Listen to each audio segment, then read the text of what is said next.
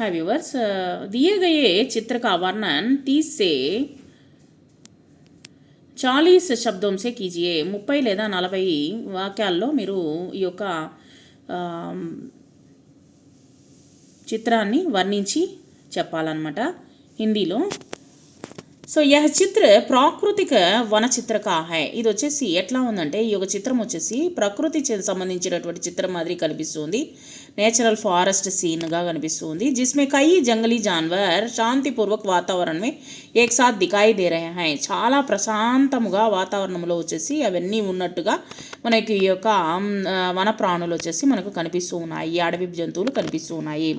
చిత్రకే మధ్య మే ఏక్ మాదా హిరన్ और उसका छोटा बच्चा ముఖ్య ఇక్కడ ఒక జింక తర్వాత వచ్చేసి జింక పిల్ల మనకు కనిపిస్తుంది. ముఖ్యమైనటువంటి దాంట్లో ముఖ్య ఆకర్షణ హై, చాలా ఆకర్షణీయంగా కనిపిస్తుంది. చిత్రమే ఏక ఖర్గోష్ ఏక గిలహరి. చిత్రంలో వచ్చేసి ఒక కుందేలు తర్వాత వచ్చేసి ఒక ఉడత जो पेड़ की शाखा पर है ఒక చెట్టు కొమ్మ పైన కూర్చొని ఉన్నాయి. और कुछ पक्षी भी दिखाई दे रहे हैं. కొన్ని పక్షులు కూడా మనకు కనిపిస్తూ ఉన్నాయి. కొన్ని ఎగురుతూ ఉన్నాయి, కొన్ని చెట్లలో ఉన్నాయి. यह एक घना जंगल है. ఇది ఒక దట్టమైనటువంటి అడవి. జహా బడే పేడ్ జాడియా और ప్రాకృతిక వనస్పతియా మౌజూదా है.